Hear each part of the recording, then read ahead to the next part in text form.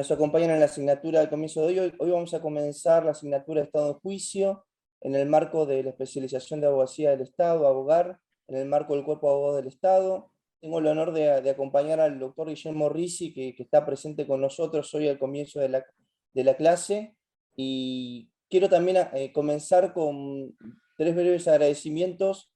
El primero de ellos a las autoridades de la Escuela del Cuerpo de Abogados del Estado, el doctor Guido Croxato y el doctor Pablo Cabral, por invitarme para formar el equipo docente de esta asignatura.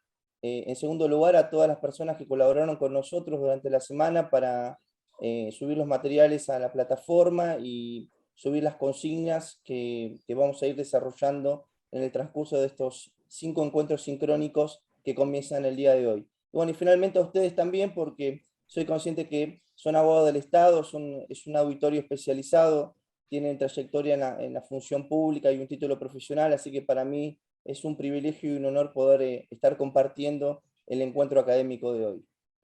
Como les decía, vamos a tener 5 clases. El doctor Guillermo Risi me va a acompañar. Mejor dicho, yo lo voy a acompañar a él. Y bueno, y a mí me toca hoy comenzar con el primer eje, digamos, de la asignatura del diseño curricular, que tiene que ver con el vínculo entre el Poder Judicial y la administración pública.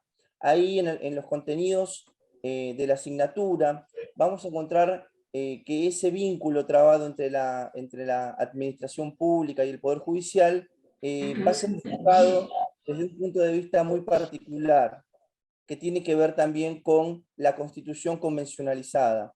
Y esto hace que nosotros nos detengamos en conceptos más profundos que se vinculan con la incorporación de los instrumentos de protección de derechos humanos a nuestro ordenamiento interno, cómo el Estado argentino asume obligaciones jurídicas frente al sistema americano de derechos humanos en cuanto a las decisiones que se adoptan, digamos, en el marco de la Corte Interamericana de Derechos Humanos y de la Comisión, y especialmente cómo vamos a desarrollar en el marco de nuestro derecho interno el control de convencionalidad a través de las funciones jurídicas del Estado, más concretamente a través del control de constitucionalidad y el control de convencionalidad a través de la función administrativa. La idea es que nosotros podamos desarrollar, digamos, estos conceptos en el marco, digamos, de la Constitución convencionalizada. Sé que muchos de estos contenidos, por lo que estuve viendo en el programa, ustedes quizás lo han visto en otros programas. En estos casos,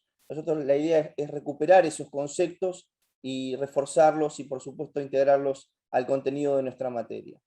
Les pido, por favor, que aquel que me quiera hacer alguna pregunta, tenga alguna duda o alguna inquietud, no hay problema, es una clase que vamos a construir con los aportes y los puntos de vista de todos. Así que bueno, dicho esto, si hablo muy rápido también por favor díganmelo, porque tengo ese vicio ya incorporado en la docencia de hablar muy rápido y a veces me cuesta que me sigan. Bueno, dicho esto, el punto de partida que me parece que tenemos que adoptar para comenzar a hablar de la Convención, de la Constitución convencionalizada, tiene que ver con los tratados internacionales. Nosotros tenemos, desde el punto de vista de la Constitución histórica, desde el diseño constitucional de 1853-1860, tenemos una cláusula muy especial, que es la cláusula del artículo 27, en virtud de la cual la República Argentina, la nación argentina, incorpora estos instrumentos internacionales para fortalecer las relaciones de paz y de comercio con otras naciones. Lo que ocurrió es que a partir de distintas interpretaciones que hizo la Corte Federal en virtud de esta cláusula del artículo 27, vamos a encontrar una primera dificultad que tiene que ver con el lugar que tienen los tratados internacionales en nuestro orden interno. Y digo esto porque vamos a encontrar algunos precedentes, por supuesto, de antigua data, como el caso Martin y compañía, fallos 257-99 del año 1963, donde teníamos, por ejemplo, un precedente de la Corte Federal en virtud del cual se equiparaba un tratado internacional con una ley. A partir de esta doctrina, digamos, de la Corte Federal y junto a otros precedentes, el interrogante o la cuestión que se nos presenta tiene que ver con cuál es la posición de los tratados internacionales en nuestro derecho interno. Y en este sentido, nosotros sabemos que la Convención de Viena, que regula los tratados internacionales, consagra en el artículo 27 un principio que todos conocemos como el principio de primacía de los tratados internacionales por encima del derecho interno. Esto nosotros, seguramente ustedes ya lo vieron cuando estudiaron el caso Ermergian contra Sofovich en el año 1992, el caso Fibraca. Estos precedentes nos marcan que a partir, digamos, incluso antes de la reforma de 1994, estos instrumentos de protección de derechos humanos tienen relación jerárquica, tienen primacía por sobre las normas del derecho interno. Y esto finalmente queda plasmado, digamos, a partir de la reforma de 1994, en la cláusula del artículo 75, inciso 22, donde ya la Convención Constituyente incorpora 11 instrumentos de derechos humanos con jerarquía constitucional.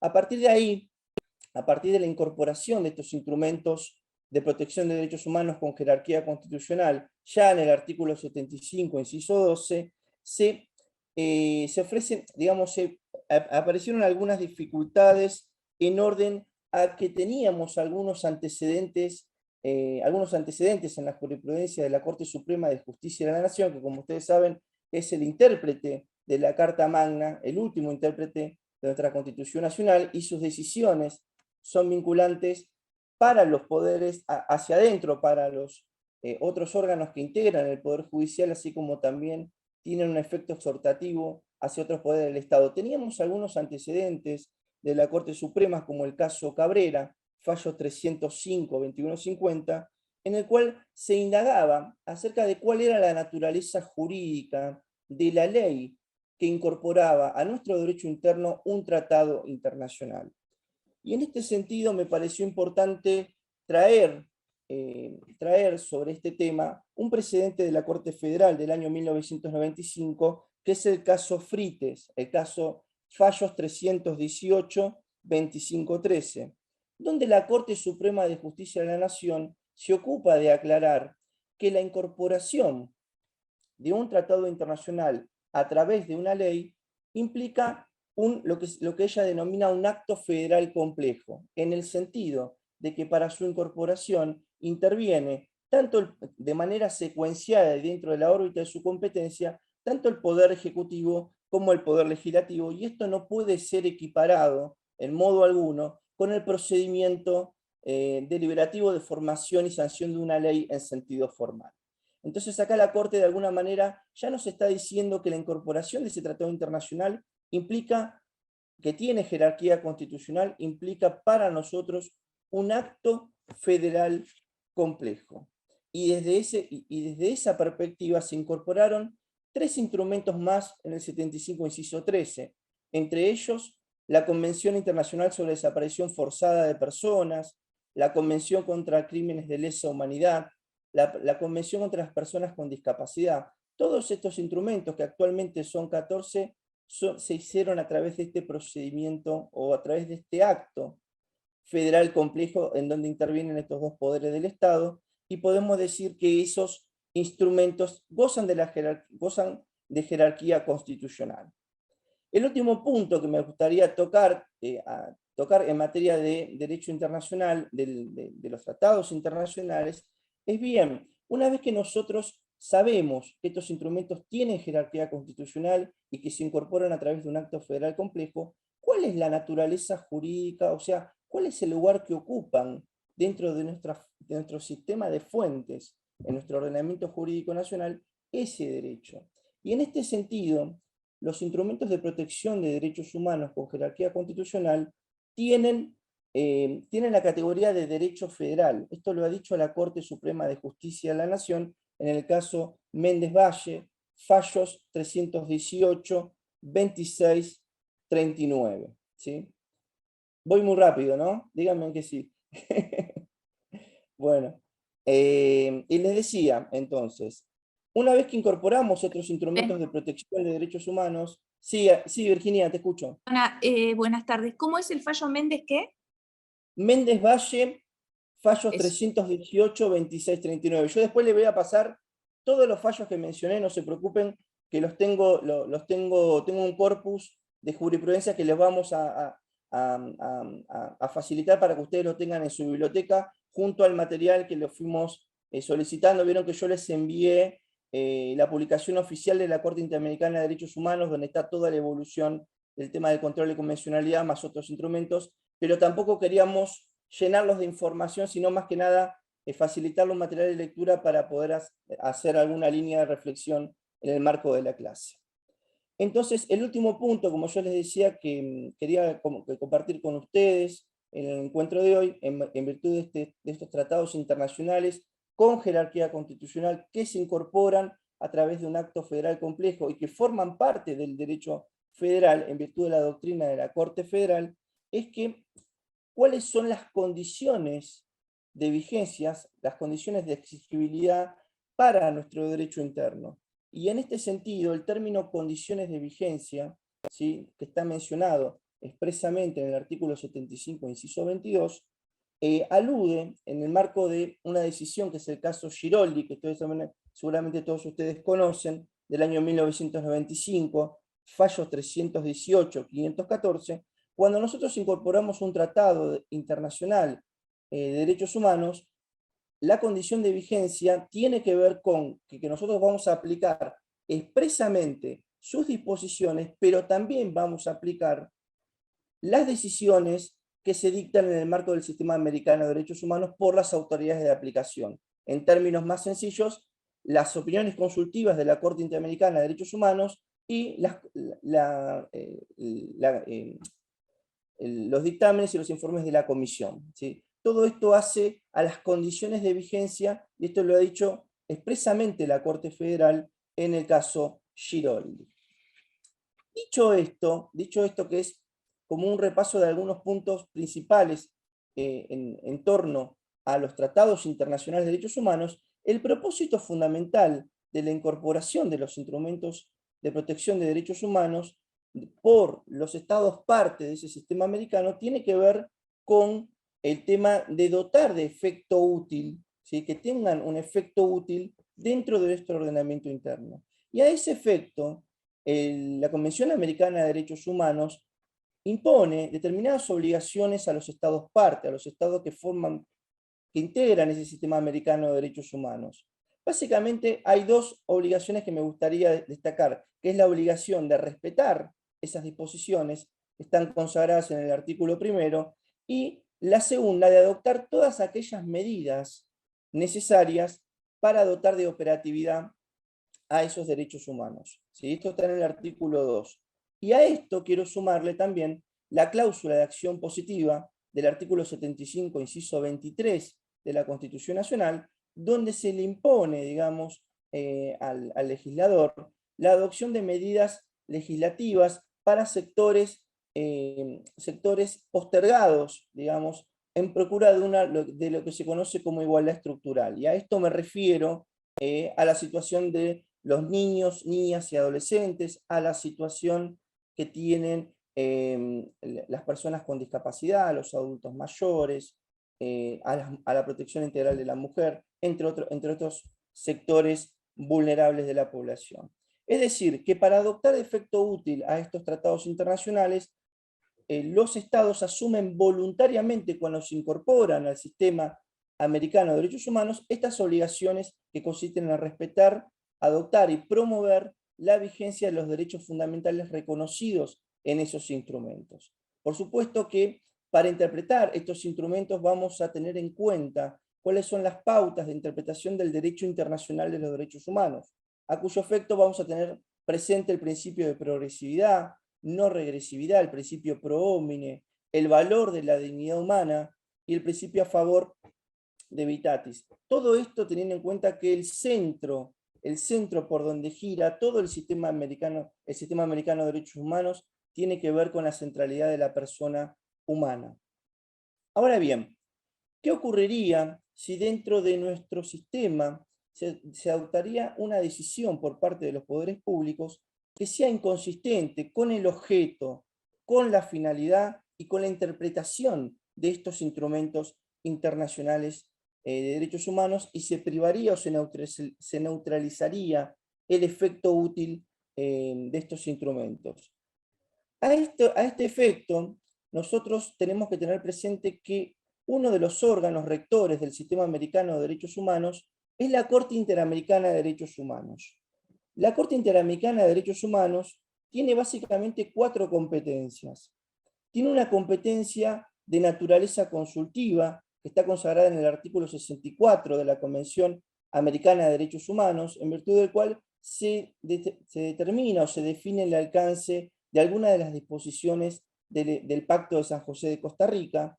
Tiene también una segunda competencia que consiste en adoptar medidas provisionales para situaciones urgentes e impostergables. Esto está previsto expresamente en el artículo 63 de la Corte Interamericana de Derechos Humanos, de la Convención Americana de Derechos Humanos. Tiene una facultad de supervisión, ¿sí?, que apunta a la fiscalización, seguimiento y de alguna manera para medir el grado de cumplimiento de las decisiones que adopta la Comisión, y tiene una competencia que acá la que me interesa destacar, que es la competencia contenciosa, ¿sí?, que es la que está en el artículo 63 de la Convención Americana de Derechos Humanos. Y esta competencia contenciosa me interesa especialmente porque cuando se dicta una decisión en el marco o en ejercicio de esta competencia de carácter contencioso, la decisión que se adopta por la Corte Interamericana de Derechos Humanos es una decisión de carácter definitivo e inapelable,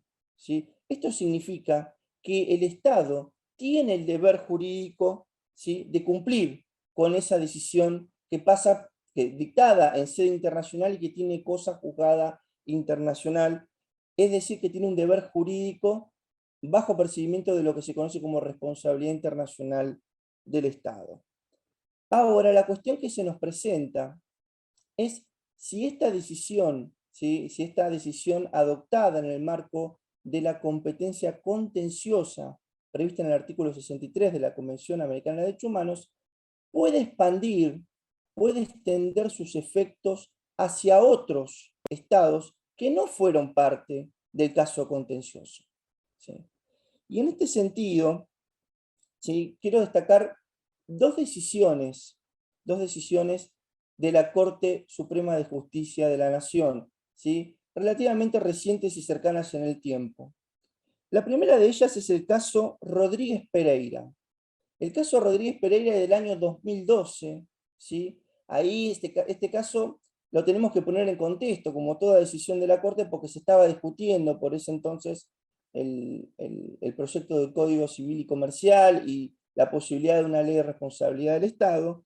Pero acá, en el caso Rodríguez Pereira, la Corte Suprema de Justicia de la Nación habló del control de convencionalidad dentro del control de constitucionalidad de oficio, ¿sí? Y en este sentido, el razonamiento que hizo el máximo tribunal en este precedente aplicó ni más ni menos que la decisión que adoptó la Corte Interamericana en el caso Trabajadores Cesados del Congreso, ¿sí?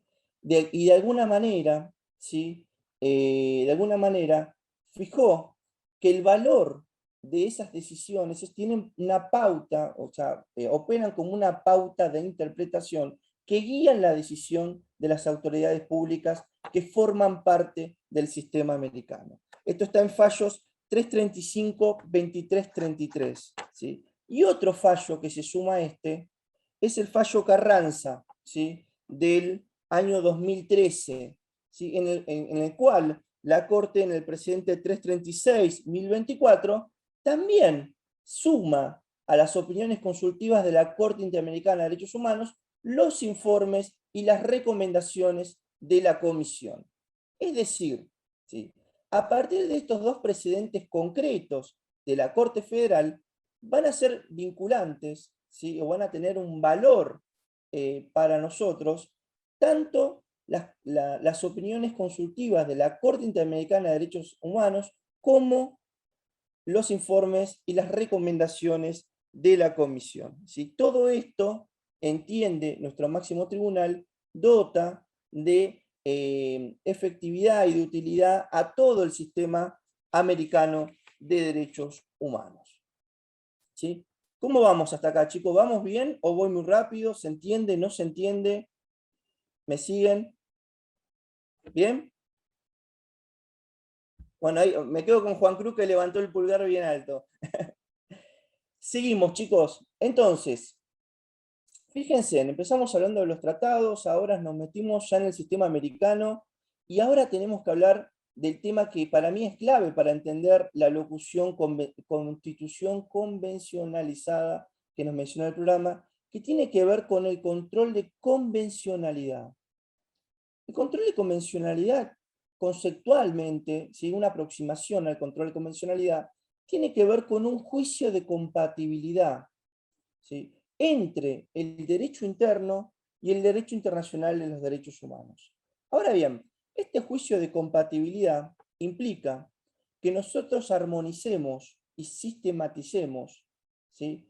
Por un lado, ¿sí? En un acto de dos pasos, por un lado, o el primer paso, armonicemos los tratados internacionales más las opiniones de la Corte Interamericana, más los informes y recomendaciones de la Comisión, con las reglas de nuestro derecho interno. Y cuando yo digo las reglas jurídicas de nuestro derecho interno, me estoy refiriendo no solamente a las disposiciones reglamentarias, legales, o incluso a las ordenanzas municipales. Me estoy refiriendo a la propia Constitución Nacional.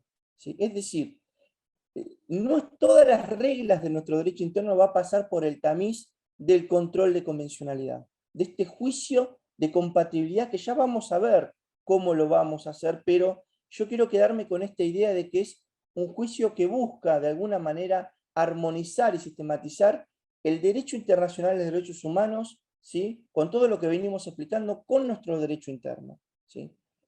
Ahora bien, este control de convencionalidad, cuando lo realiza la propia Corte Interamericana de Derechos Humanos, es un control de convencionalidad, que es un control de convencionalidad externo y secundario. ¿Sí? El control que se realiza en el marco de la Corte Interamericana de Derechos Humanos, es decir, en jurisdicción internacional, es secundario o interno. Esto lo dijo la Corte Interamericana en la opinión consultiva Mirna Mark Young del año 2003, que yo les pasé como material de lectura. Y esto nos tiene que llamar a la reflexión porque podemos apreciar a simple vista que no todos los casos llegan a la Corte Interamericana de Derechos Humanos y nosotros, por otro lado, tenemos que dotar de efecto útil a esos instrumentos de protección de derechos humanos. Entonces, la pregunta que se impone es cómo realizamos ese control de convencionalidad, ¿sí? Ya no de manera externa y secundaria, sino de manera interna y de manera primaria. Y acá es donde adquiere un rol preponderante los estados partes. Yo quisiera compartir con ustedes básicamente cuáles son los tres grandes modelos de control de convencionalidad en la jurisprudencia de la Corte, sin perjuicio que ustedes saben que las decisiones, la evolución y el trayecto del control de convencionalidad es muy robusto. Yo voy a apuntar a tres cuestiones muy concretas que me gustaría compartir con ustedes hoy. Un primer modelo que se impuso, digamos, en la jurisprudencia de la Corte Interamericana de Derechos Humanos es el control de convencionalidad represivo, negativo, como lo dicen algunos, que proyectó ese control de convencionalidad o se lo encomendó, mejor dicho, a la función jurisdiccional. ¿Sí? Se lo encomendó a los jueces. ¿Sí? Y ahí le pidió que los jueces, de oficio, y dentro del marco de su competencia y su regulación procesal, ejerzan ese control de convencionalidad. Esto lo dijo la Corte en dos decisiones importantes. En el caso Almonacid Arellano, muy conocido por todos nosotros en el año 2006, y en el caso Trabajadores Cesados del Congreso del mismo año. Ahí, el control de convencionalidad, sin perjuicio de que no existe un modelo, tiene una primera proyección en el trayecto de la Corte Interamericana. En el primer lugar se lo encomendaron a los jueces, ¿sí? Para que lo hagan de oficio, dentro del marco de su competencia y dentro de su regulación procesal, y marco esto porque nosotros sabemos que en algunos países, si nosotros tenemos un control de constitucionalidad, por ejemplo, difuso, pero en algunos países, como por ejemplo Colombia, sin ir más lejos, tienen tribunales constitucionales donde esa labor se realiza de manera concentrada. Por eso la Corte se ocupó de aclarar, en el caso Cabrera Montiel del año 2010, ¿sí?, que tenía que hacer dentro de su competencia y dentro de su regulación procesal, teniendo en cuenta este modelo de los tribunales constitucionales. Pero digamos que la primera idea con la que me gustaría que nos quedemos es que, en principio, ese control de convencionalidad, ese escrutinio, ese juicio de compatibilidad, se lo encomendamos a los jueces, dentro del marco de la función jurisdiccional. Ahora bien, más adelante, digamos, a medida que va evolucionando la doctrina de la Corte, ¿sí?, ya se hablaba, en el caso Hellman, ¿sí?, Hellman 1, ya se hablaba de un control ya no represivo o negativo. ¿Por qué le digo represivo o negativo? Porque el juez, cuando ejerce el control de constitucionalidad, lo que hace es anular la ley en el marco de un caso y con efectos interpartes. En principio, ¿sí? Vamos a ver que esto después tuvo una evolución. Pero hay otra proyección del control de convencionalidad que tiene que ver con un control de convencionalidad preventivo, ¿sí?, ya no represivo.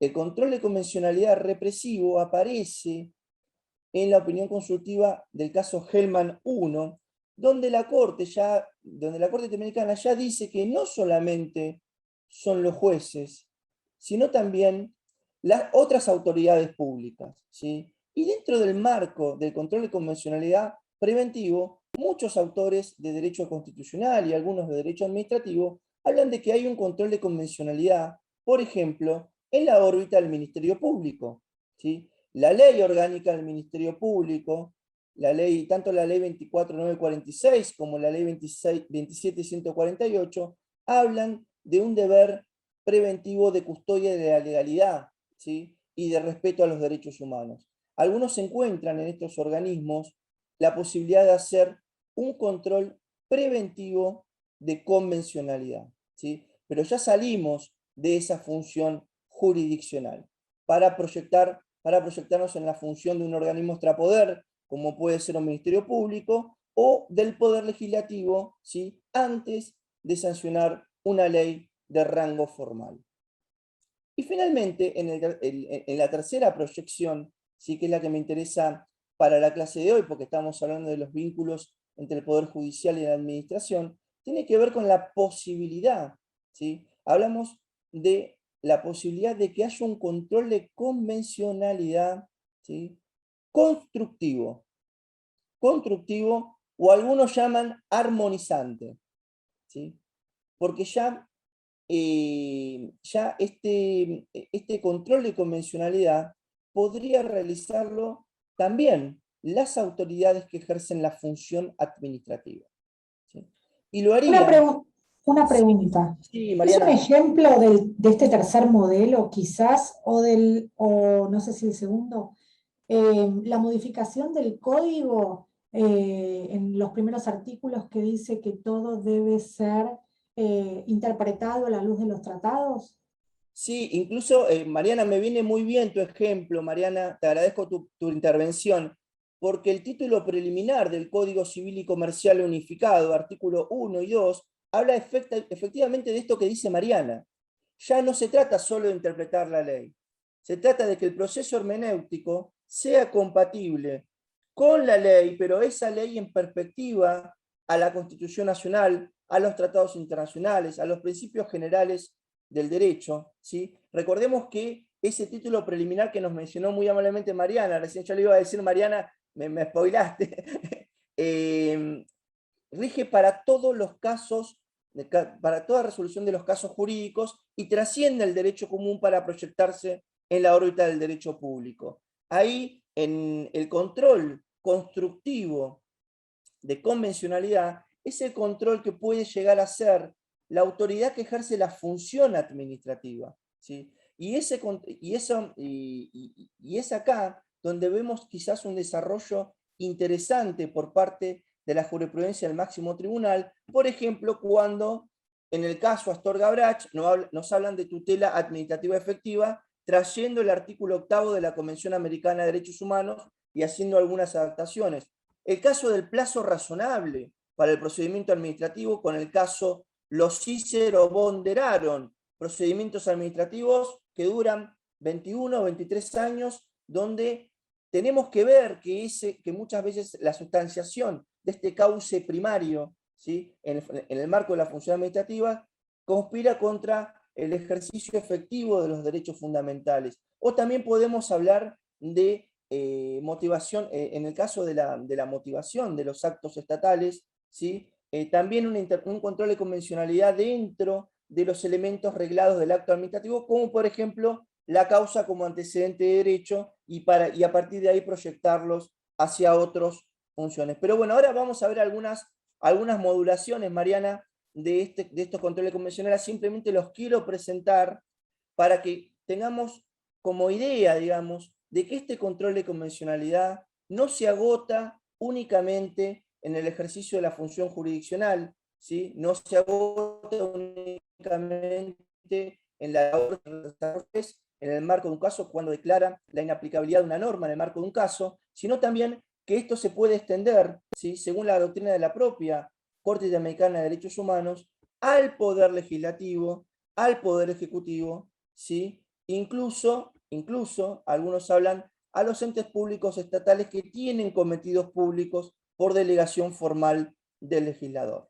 Pero bueno, la idea es que nosotros tengamos en cuenta de que este control de convencionalidad en sus distintas vertientes ha experimentado una evolución en la jurisprudencia de la Corte Interamericana, y hoy podemos hablar de un control de convencionalidad represivo, ¿sí?, un control de convencionalidad preventivo y un control de convencionalidad constructivo o armonizante, ¿sí? Ahora vamos a ver un poquito cómo es la dinámica de cada uno de ellos, ¿sí? Pero básicamente esto era lo que yo le quería comentar con relación a esto. Avanzando, ¿sí?, un poquito más en esto, tenemos que hablar del control de constitucionalidad, y esto se vincula directamente con, la labor que tienen los jueces en la República Argentina. Y en este sentido todos sabemos, ¿sí?, que el control de convencionalidad tiene como propósito asegurar la supremacía de la Constitución Nacional, ¿sí?, con supremacía que está consagrado tanto en el artículo 5º como en el artículo 28, como en el artículo 31 de la Constitución Nacional, ¿sí? Y en este marco, el juez, ¿sí?, en el marco de un caso o controversia, ¿sí? ¿Me aguardan un minutito, por favor? Bueno, ¿qué tal? ¿Cómo están? Están, ahí María Cristina dice, ¿está fuera del país? ¿Dónde estás, María Cristina? ¿Me escuchan? Sí, tengo mala señal. ¿Qué tal? Estoy en Los Ángeles. Ah, mira. Bueno, ahí lo dejo con Leandro. Gracias, Guillermo. Justo me tocaron el timbre. Traté de que no haya ninguna interferencia en este momento, pero bueno, puede fallar. Les decía que el control de convencionalidad represivo se realiza a través del control de constitucionalidad, tomando como base lo que nos dice la Corte en el precedente Rodríguez Pereira del año 2012. Este control de constitucionalidad tiene como propósito asegurar la supremacía de la Constitución Nacional, supremacía que, como todos ya sabemos, está en el artículo 31, en perspectiva del artículo 28 y el artículo 5º de la Carta Magna. El control de constitucionalidad en la República Argentina es un sistema de control de constitucionalidad difuso, porque lo ejerce cualquier juez, digamos, de la República Argentina, dentro de un caso contencioso, con efectos interpartes y, en principio, a pedido de parte. Digamos, es los 4 puntos principales del control de convencionalidad. Pero bueno, esto ha ido cambiando con el tiempo. ¿Por qué? Porque esto que el control de constitucionalidad sea a pedido de parte, nosotros lo teníamos pretorianamente consagrado en el caso Ganadera Los Lagos, ¿sí? Y en este caso, nosotros en el año 1994 se incorporó el artículo 43, que habilita expresamente a los jueces a dictar la inconstitucionalidad de oficio en el marco de la acción de amparo, ¿sí? Entonces, esto fue cambiando. Entonces, ¿quién puede pedir el control de constitucionalidad hoy? Si nosotros, a pedido de parte, seguro, pero ¿qué se ha ido incorporando? Y en este sentido, yo anoté 4 precedentes que me parecieron importantes. Milde Pereira, del año 2001, Banco Comercial de Finanzas, del año 2004, Rodríguez Pereira, y un caso cercano del 2020, que se llama BJM, que ratifica los 3 precedentes anteriores, donde dice, concretamente, la Corte ratifica ya como un deber jurídico exigible de los jueces, que aun cuando no haya petición expresa de las partes, tienen el deber jurídico de declarar la inconstitucionalidad de oficio de una norma. Es decir, que hoy puede pedir el control de constitucionalidad no solamente la parte, sino que también el juez lo debe hacer de oficio aun cuando no haya sido peticionada expresamente por la parte interesada del caso. Ahora bien, yo les decía que nuestro sistema de control de constitucionalidad es un sistema de control difuso, ¿sí? Y para esto, nosotros siempre oponíamos el sistema difuso al sistema concentrado que llevan a cabo los tribunales constitucionales. Sin embargo, con el tiempo, la Corte Suprema también tiene algunos precedentes en los cuales se les parece mucho a un control de constitucionalidad realizado por un tribunal constitucional, ¿sí? Que lo realiza ya de manera concentrada en un caso abstracto y con efectos expansivos, ¿sí? Veamos esto. El sistema de control de constitucionalidad difuso, ¿sí? Como yo les decía, lo realiza el juez en el marco de un caso con efectos interpartes.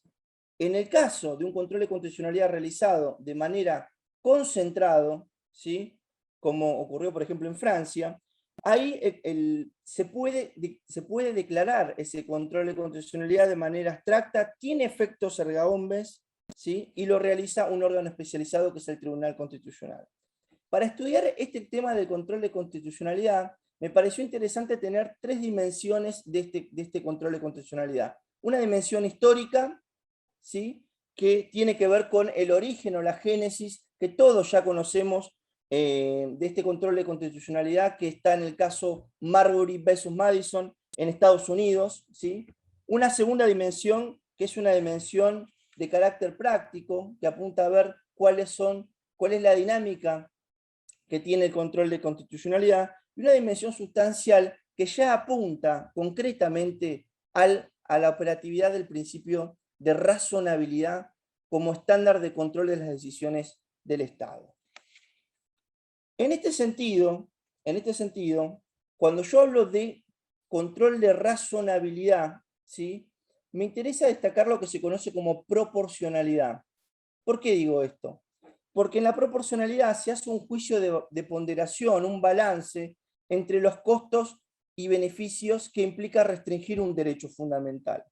Nosotros sabemos que por el artículo 28, ¿sí? No podemos alterar el contenido esencial de los derechos, ¿sí? No podemos alterar, degradar o extinguir porque es un límite que nos pone la propia Constitución Nacional. Sin embargo, cuando nosotros analizamos el control de razonabilidad en el marco del examen de constitucionalidad de una norma, no encontramos expresamente el razonamiento de la Corte en esa decisión, ¿sí?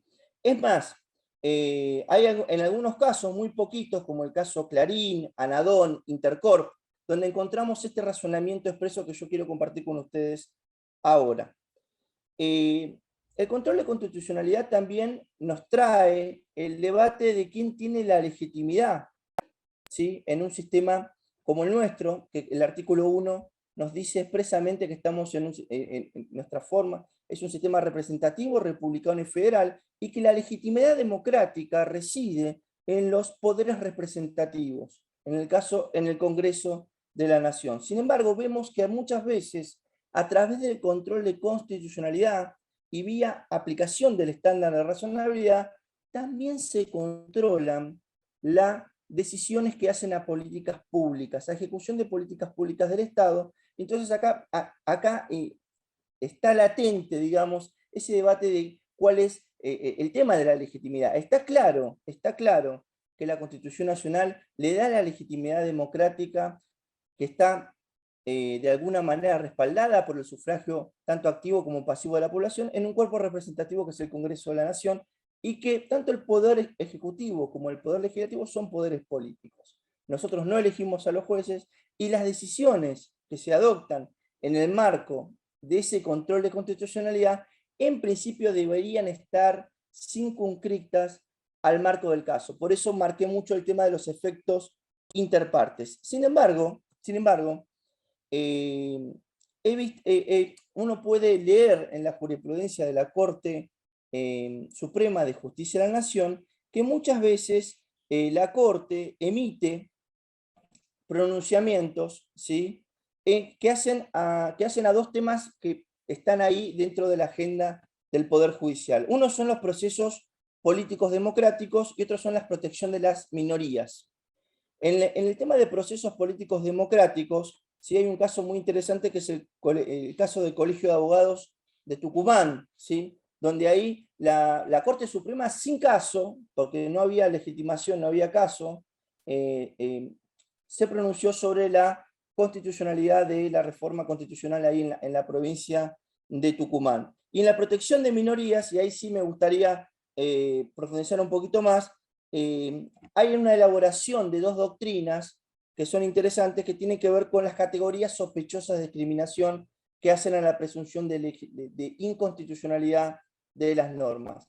Estas dos áreas, ¿sí? son las que recibieron, digamos, un mayor desarrollo por parte de la Corte Suprema de Justicia de la Nación. Fíjense en que ese control de constitucionalidad, ¿sí? que desarrolla el juez en el marco de un caso con efectos interpartes, ha recibido, digamos, como tres grandes transformaciones. La primera de ellas es el control de constitucionalidad de oficio que les mencionaba anteriormente.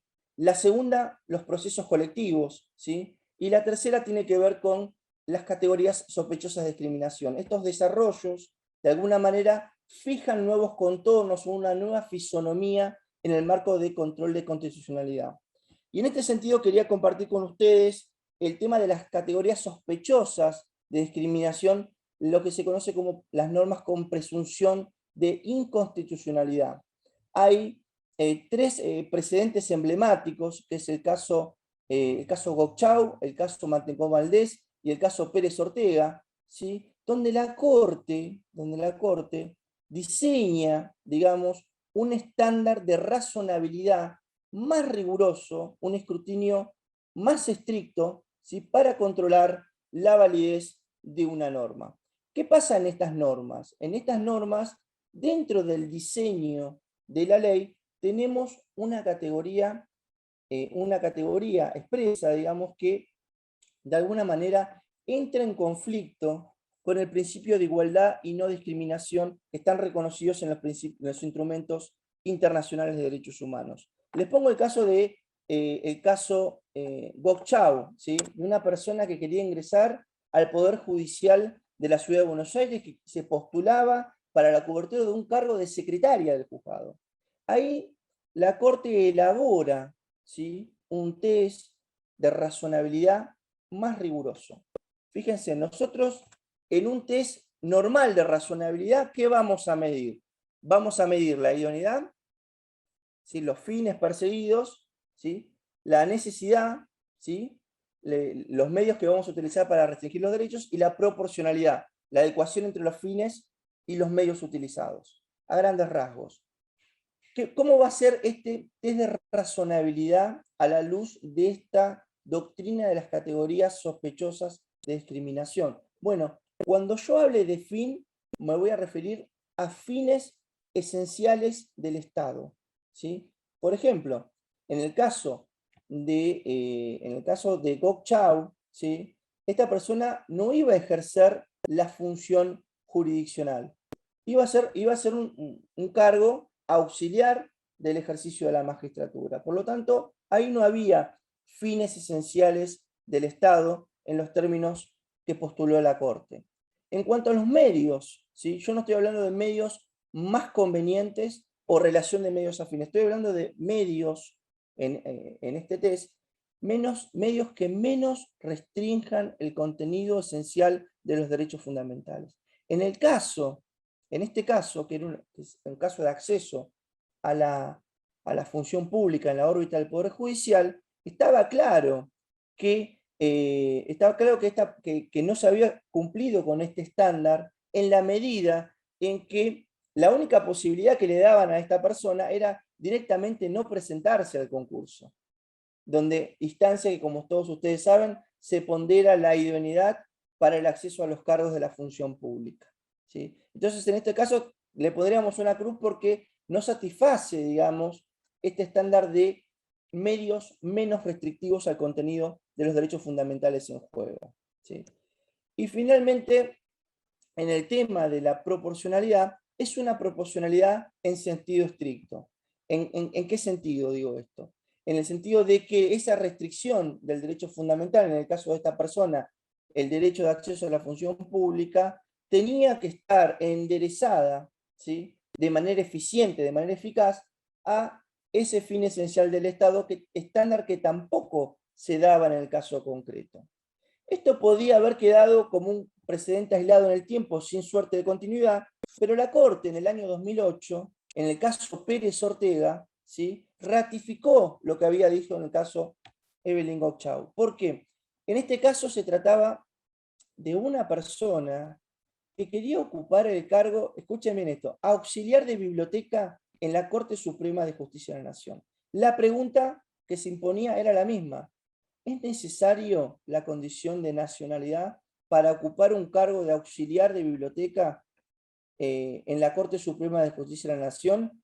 Requisito que exigía del reglamento de justicia que había emitido el Poder Judicial en ejercicio de sus facultades de superintendencia. Bueno, acá la Corte entendió, aplicó plenamente el criterio que había elaborado en el caso Gauchau, y esto también se ratificó en el caso Pérez Ortega en el año 2012, ya en un caso de empleo público en la órbita del Congreso de la Nación, ¿sí?, donde también se ratificó los estándares de las categorías sospechosas de discriminación. ¿Qué quiero decir con esto? Que cuando estoy frente a una norma que porta una presunción de inconstitucionalidad porque tiene una categoría sospechosa de discriminación, generalmente puede ser, los casos que se pronunció la Corte puede ser la nacionalidad, pero también puede ser la edad, puede ser el sexo, puede ser el género. Esto está en constante evolución. En estos casos, el escrutinio de razonabilidad es un escrutinio de razonabilidad más estricto, más severo, más riguroso, en la medida que se van a pedir fines esenciales, medios menos restrictivos a los derechos fundamentales y una exigencia de eficacia en cuanto a la restricción del derecho fundamental para lograr el fin esencial del Estado. Esta es una de las modulaciones que tiene el control de constitucionalidad y que se suma, como yo les decía, al pedido de control de constitucionalidad de oficio que veníamos relatando recién. No sé si ustedes hacen alguna pausa, algún break, chicos, o es todo corrido. Pregunto, para no meter la pata.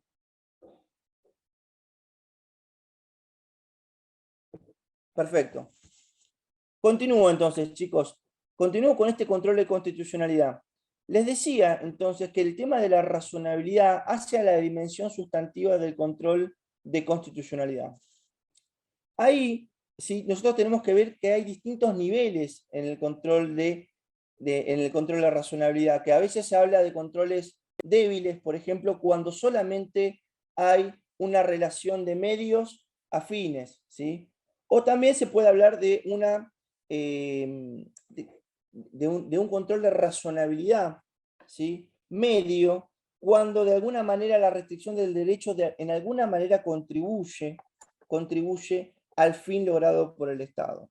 Y finalmente, un control más riguroso, cuando esa restricción de alguna manera es el medio más eficiente para lograr el fin del Estado. Bueno, quiero comentarles que en materia de razonabilidad, ¿sí?, hay dos estándares que son importantes, además de la idoneidad, que tienen que ver con la necesidad y la proporcionalidad. Cuando nosotros estamos controlando la razonabilidad en un sentido estricto, estamos haciendo un juicio estricto de razonabilidad, ¿sí? Se pondera generalmente no el propósito perseguido por el legislador cuando sancionó la norma, sino aquel, ¿sí?, que prima en el momento de la decisión que tiene que adoptar el juez. Me explico con esto. Muchas veces desde el momento en que se sanciona una norma, al momento de la decisión, ha habido una evolución, ¿sí?, en cuanto a su exigencia, observancia y aplicación. Y en este sentido puede haber eventos sobrevinientes que de alguna manera agraven el caso que se está por resolver. Por ejemplo, una situación de emergencia pública, como las que estamos atravesando en materia sanitaria. Y en ese caso, la razonabilidad exige que se pondere en términos de idoneidad el momento de la decisión, el momento que se tiene que tomar la decisión, y no que se recupere, digamos, el propósito histórico que tuvo el legislador cuando sancionó la norma. En términos de proporcionalidad, chicos, tenemos que tener en cuenta los medios alternativos. Algunos hablan de medios disponibles o medios convenientes. Cuando hacemos un examen de razonabilidad, ¿sí?, en sentido estricto, tenemos que valorar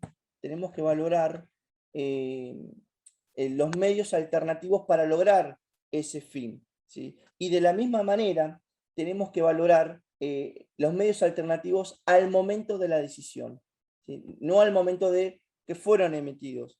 Yo les pongo un caso cercano en el tiempo. Todos ustedes conocen, por ejemplo, la decisión de la Sala 2 del Fuero Contencioso Administrativo Federal, que suspendió preventivamente los efectos del DNU 690 del 2020. ¿Sí? Ahí, si nosotros leemos el razonamiento que sigue la mayoría, ¿sí?, porque la doctora Caputi votó en disidencia, vamos a ver que dice que el examen de razonabilidad, ¿sí?, por eso de alguna manera ponen en duda la validez del DNU, que no se valoraron los medios alternativos, y ahí el juez dice, mire, usted tiene ARSAT, tiene el plan conectividad, tiene programas en la órbita del Ministerio de Educación, todos estos medios alternativos usted no veo que los haya valorado. Sin embargo, sí, quiero también marcar esto, porque esto es algo que tiene vigencia y que se encuentra, digamos, en examen ante el máximo tribunal.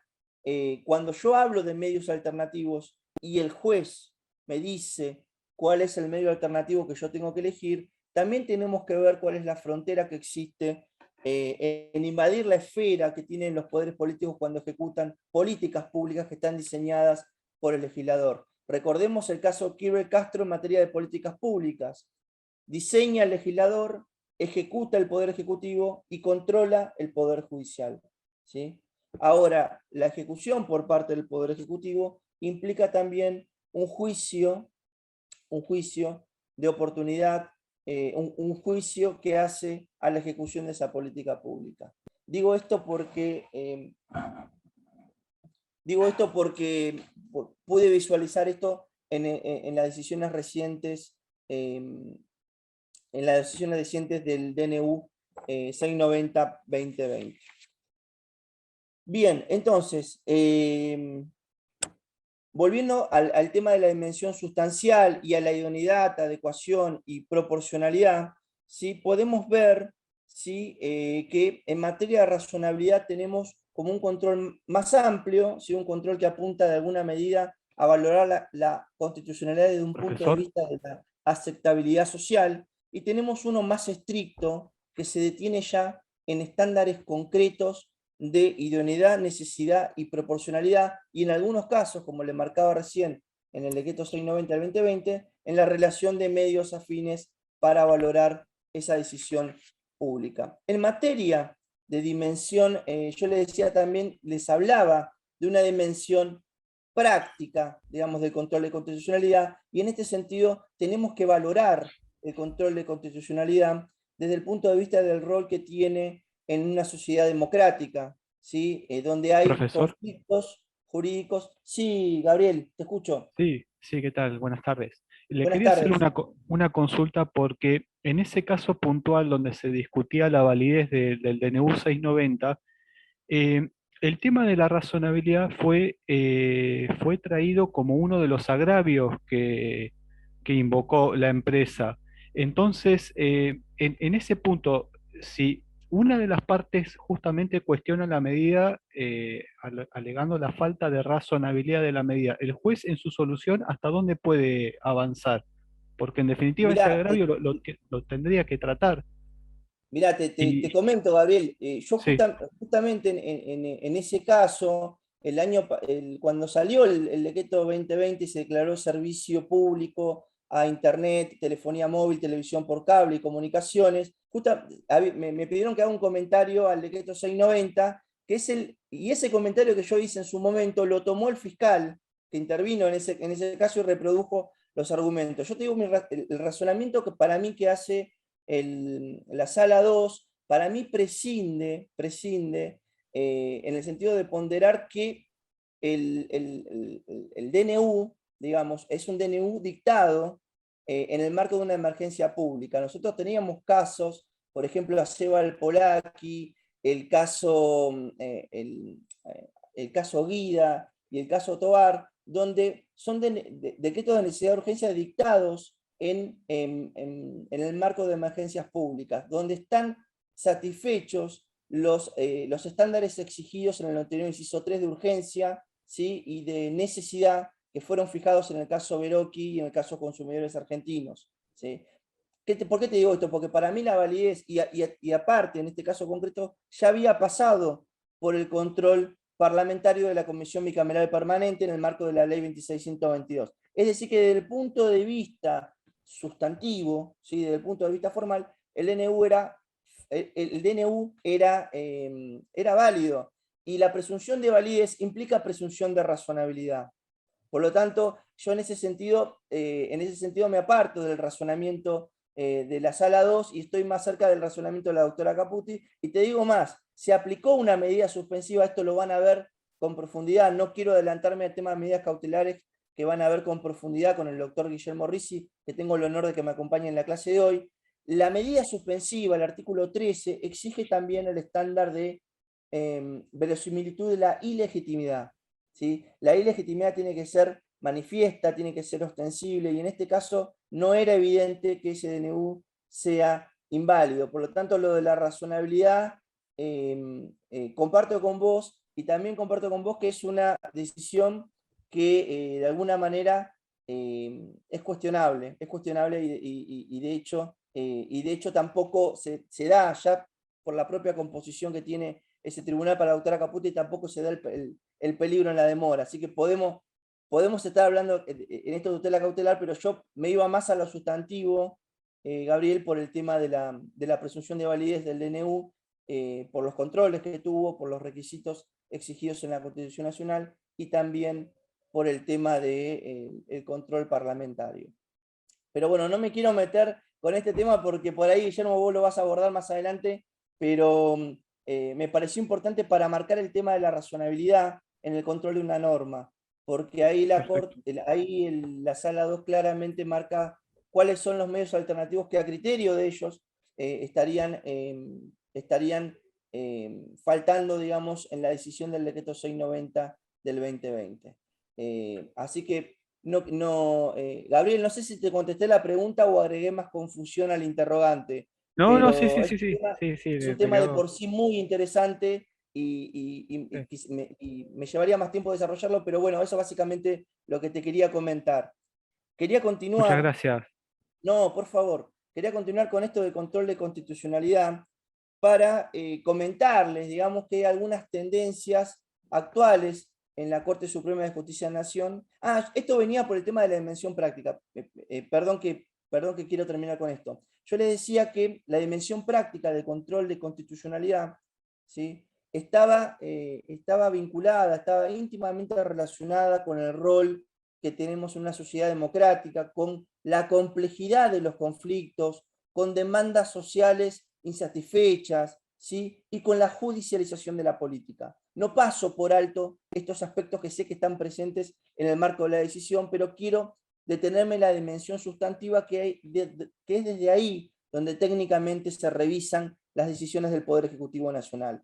más cercano en el tiempo podemos ver que este control de constitucionalidad ha experimentado algunos matices, ¿sí? Les menciono algunos que fui tomando nota al pasar, ¿sí? Hay veces que en el ejercicio de ese control de constitucionalidad es inevitable que anulemos la norma, o sea, declaramos la inconstitucionalidad como última ratio del ordenamiento jurídico. Esto ocurrió, por ejemplo, en el famoso caso Rizzo, ¿se acuerdan? En la composición del Consejo de la Magistratura, en el artículo 114 de la Constitución Nacional, en el tema de la integración y el voto de los estamentos. Hay muchas veces que las decisiones de control de constitucionalidad no son interpartes en sentido estricto, sino que proyecta efectos expansivos indirectos a situaciones o a casos específicos donde las cuales la Corte se remite. Pongo un caso emblemático, el caso Anadom, ¿se acuerdan? El recurso ordinario de apelación, donde la Corte ahí ya puso un límite para interponer ese recurso para habilitar la competencia de la Corte como vía de acceso a la Corte Suprema de Justicia de la Nación, pero también lo ha hecho en casos de hipotecas, por ejemplo, en el caso Massa, o en casos laborales, Aquino y Bisotti, o en el caso tributario, el caso Candy, o en casos previsionales como Badaro, Blanco y García. ¿Qué pasa en estos casos? Bueno, en estos casos la Corte saca un caso, un precedente, ¿sí? Y después cada precedente para cada situación dentro del universo de casos, y después se va remitiendo. Es decir, que proyecta efectos expansivos indirectos. En algunas ocasiones, el control de constitucionalidad proyecta efectos expansivos directos, es decir, que involucra a las partes del caso, pero también involucra a terceros. Les pongo dos casos cercanos en el tiempo, el caso Uriarte y el caso Rosca, ¿se acuerdan? La subrogancia de los jueces, donde esos precedentes se aplicaron a todos la cobertura de cargos de los jueces en la República Argentina. Y acá el efecto expansivo fue de carácter directo. También, ¿sí?, podemos ver algunos cambios en la doctrina de la Corte Suprema. Perdón, una pregunta. Si hablamos de directos porque aplicaron directamente en el reglamento, digamos, modificó el reglamento del Consejo. Claro. Y en el caso de Bisotti lo que hace es un comportamiento imitativo de los jueces de instancias inferiores. Sí, y en el caso Bisotti también acordate de Mariana sobre el tema del tope de las reparaciones. Claro, fijando un sí. estándar para el tema de la litigiosidad en materia laboral. Lo que no, Sí. eso, lo que no tenía claro por qué era directo en el segundo caso y por qué era indirecto en el segundo. Fíjate que vamos a encontrar algunas decisiones. Mira, hace poquito salió el caso Pogonza, actividad jurisdiccional de las comisiones médicas, y ahí se dice, ahí se remiten a Bisotti, aquí vamos a ver. Les decía, chicos, porque no me voy a detener en profundidad en cada uno de los casos porque no vamos a terminar, simplemente les quiero mostrar los matices que hay en este control de constitucionalidad a la luz de cuestiones concretas que decidió la Corte para tener un piso.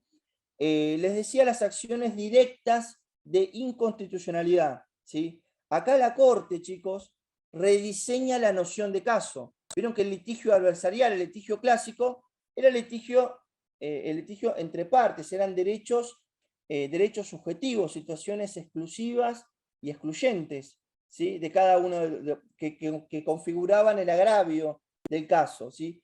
En estos casos podemos apreciar que hay como una evolución en el diseño del caso.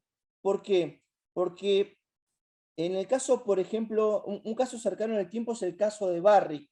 Barrick es el caso de las mineras, ¿sí?, que estaban ahí en la provincia de San Juan y bueno, utilizaban el fracking, todo el tema de medio ambiente, ¿no?, federalismo de concertación y demás. Pero ahí la Corte dijo algo que fue muy interesante, que a mí en su momento me llamó mucho la atención, es que dijo, mira, nosotros para pronunciarnos sobre una acción directa de inconstitucionalidad no requerimos el daño, basta con que podamos prevenir las consecuencias directas de un acto en ciernes. Es decir, que no se necesitaba una actuación administrativa concreta, ¿sí?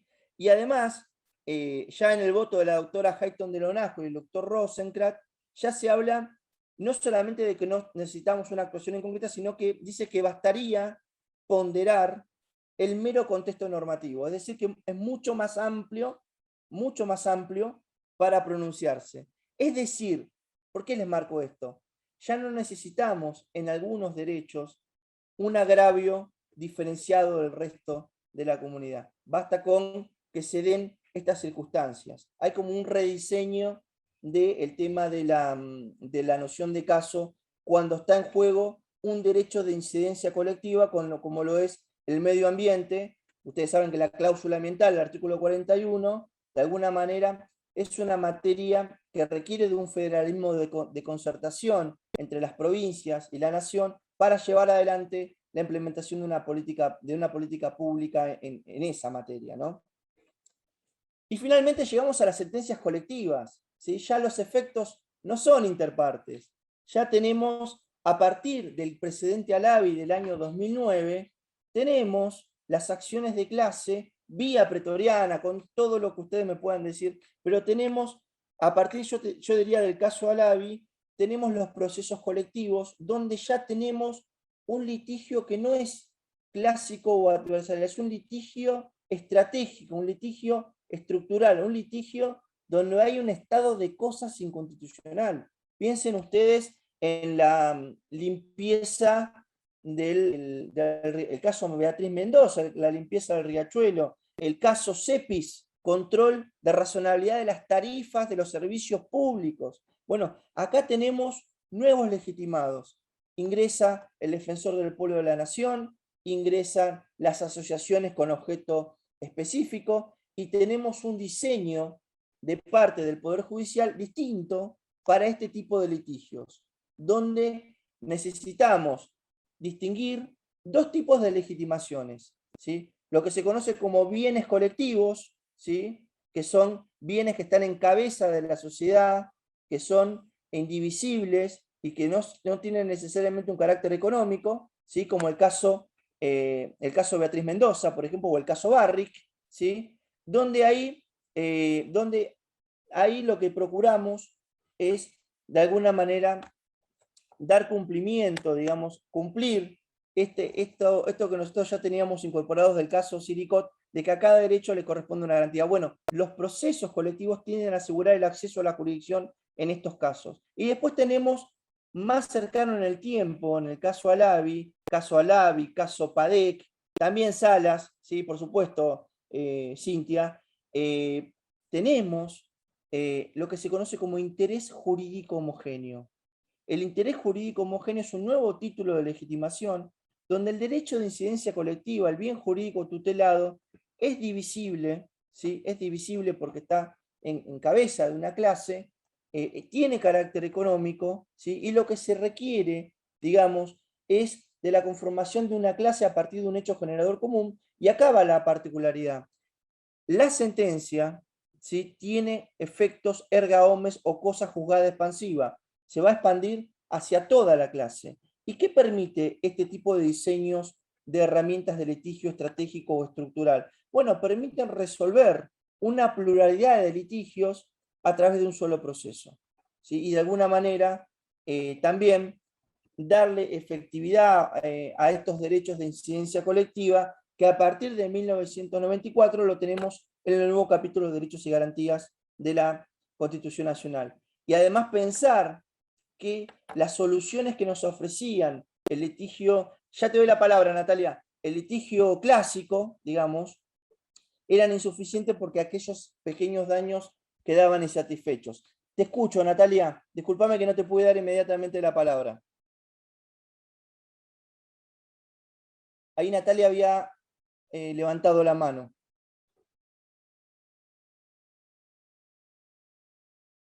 ¿Estás, Natalia?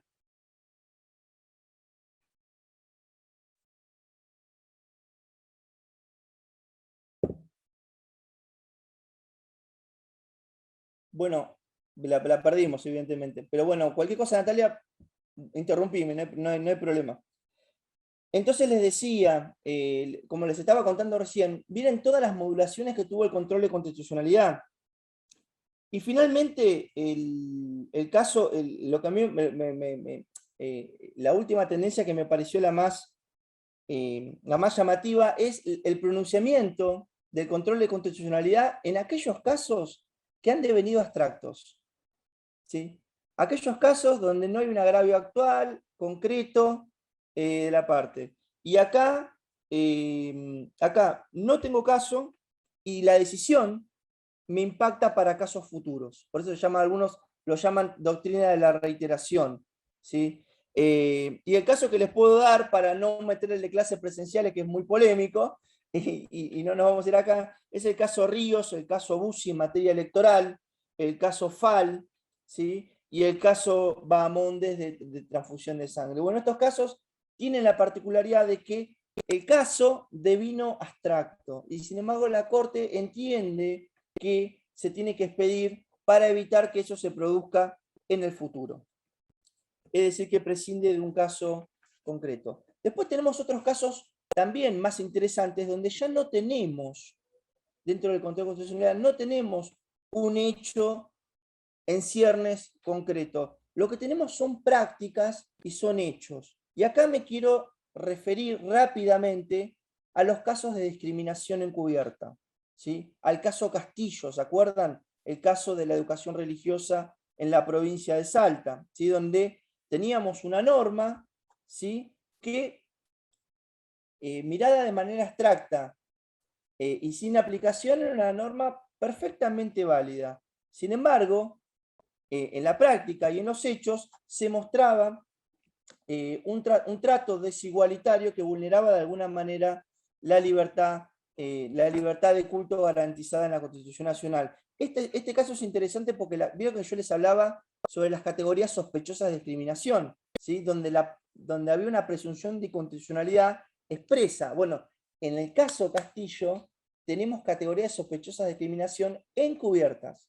A partir de normas válidas, normas formalmente válidas, su aplicación puede ser de dudosa constitucionalidad en la medida que promueve algún trato igualitario que de alguna manera entre en conflicto con el principio de igualdad estructural del artículo 75, inciso 23. Y después tenemos otros casos de discriminación o de actos discriminatorios, donde acá es interesante porque en general la discriminación muchas veces no es una discriminación evidente, ostensible y manifiesta, sino que muchas veces es invisible y a veces en silencio. Entonces acá la Corte elabora un estándar muy interesante que invierte la carga de la prueba. Y para eso le traje el caso Cisneros. ¿Se acuerdan del caso Cisneros de la mujer que quería conducir el colectivo? ¿Sí? Y bueno, y no pasaba la entrevista. Y acá la Corte, caso 337-611, donde acá la Corte invierte parcialmente la carga de la prueba, ¿sí? Y establece un estándar distinto, porque en general, en la mayoría de los casos, quien alega tiene que probar. En estos casos de discriminación encubierta, ¿sí? La persona discriminada, la víctima, tiene que demostrar que hay indicios suficientes para presumir el acto discriminatorio. Y la otra parte tiene que demostrar, ¿sí? Con todos los medios de prueba necesarios, que no ha discriminado, sino que ha brindado un trato igualitario. Lo traigo a colación acá porque veo que hay modulaciones en el estándar de la Corte cuando estamos frente a un acto discriminatorio, ¿sí? Un acto de naturaleza discriminatorio. Y este caso es el que aplicó también, este test, lo aplicó hace muy poquito, también la Sala 2 del Fuero Contencioso Administrativo Federal, cuando aplicó el estándar de prueba a un sumario administrativo por violencia de género. Yo después se los voy a pasar, es muy interesante, porque ahí se hace un enfoque no tradicional, sino que se hace un enfoque de derechos. Un enfoque que tiene en cuenta el corpus iuris internacional, los instrumentos celebrados por la República Argentina y cómo eso impacta en un procedimiento administrativo como es el procedimiento sumarial, donde no podemos citar a la víctima, revictimizar a la víctima para que ratifique o amplíe la denuncia, no podemos pedirle que aporte prueba, tenemos que tener en cuenta la prueba de presunciones, tenemos que dar intervención de abordaje disciplinario a los equipos que tengan la jurisdicción, al Ministerio de las Mujeres, a la Comisión Nacional de Mujeres. Tenemos que aplicar estos estándares de prueba y tenemos que también participar durante todo el proceso a la persona que ha sido o que ha padecido una situación de violencia de género. Dicho sea de paso, anteayer salió un protocolo para abordar estos temas en el sector público nacional. Digo esto, señores, porque esto es ni más ni menos que las modulaciones ya concretamente desde el Poder Judicial. Es interesante porque es uno de los pocos precedentes que he encontrado en materia de enfoque de derechos, en materia de violencia de género. Yo después se los voy a pasar para que ustedes lo tengan, pero ahí está claramente el razonamiento que les estoy comentando ahora. Y después, finalmente, quiero decirles que también hay algunos casos en donde está en juego la libertad de expresión, donde la Corte modula el control de convencionalidad para evitar que haya una afectación indirecta al ejercicio de la libertad de expresión. Por ejemplo, en materia de pauta oficial, el caso Editorial Río Negro, Editorial Perfil, Artear, ¿sí? Donde de alguna manera se seleccionaba el tema de la pauta oficial, ¿sí? Y bueno, todo esto que nos marca, todo esto que venimos diciendo hasta ahora, que el control de constitucionalidad ha cambiado muchísimo, ¿sí? Y ustedes me preguntaron, bueno, pero ¿cuál es la perspectiva actual que tiene el control de constitucionalidad en la República Argentina? Bueno, yo diría que a la luz de todo este corpus de decisiones que fuimos analizando, yo haría 3 pinceladas que me marcan hoy cómo se controla constitucionalmente a nivel corte este control de constitucionalidad y este estándar de razonabilidad. Primero, la distinción de los derechos fundamentales en juego. No es lo mismo que haya derechos económicos que haya derechos no económicos, ¿sí? Ahí tenemos una primera división. Quizás esto lo podemos apreciar en el artículo 2.2 de la Ley de Medidas Cautelares contra el Estado, ¿sí? Donde se hace una tutela procesal diferenciada de acuerdo a cuál es la naturaleza del derecho en juego. Segundo punto, segunda pincelada. Hay fallos, ¿sí? Que son, ya los fallos no son individuales, pueden ser fallos individuales o pueden ser fallos institucionales, ¿sí? Como yo les comentaba, fallos que de alguna manera, a través de una jurisdicción dialógica de la Corte, proyecta los efectos del precedente, exhortando u orientando el ejercicio de los otros poderes públicos, ¿sí? Sin ir más lejos, en el caso... La causa Mendoza es un poco eso, que exhortó a las autoridades administrativas a hacer un plan y cumplirlo, y le dio plazos y todo eso. Sí, Cintia, el caso Mendoza es un caso donde ya la Corte toma un rol más activo el juez, porque le dice concretamente a las 3 jurisdicciones que se pongan a limpiar el riachuelo y activa todo este procedimiento. Pero te quiero poner otro caso más que cercano al tiempo que por ahí todos conocemos. El caso, chicos, de sesiones virtuales en el Congreso. ¿Se acuerdan? Esa acción declarativa que nosotros mandamos en el Congreso en el 2020, donde claramente ahí no había caso, ¿sí? Y la Corte, sin embargo, pese a que no hubo caso, ¿sí? A través de obiter dictum o expresiones colaborativas, como lo dicen algunos juristas, claramente dejó claro que estaba dentro del resorte de las cámaras emitir sus propios reglamentos para el funcionamiento remoto de las sesiones del Congreso, atendiendo a la emergencia pública en materia sanitaria, al cual había adherido no solamente el Congreso, sino la propia Corte Suprema a través de distintas acordadas, que derivó en la digitalización del procedimiento. Entonces, hay casos individuales y casos institucionales, segunda pincelada. Y tercera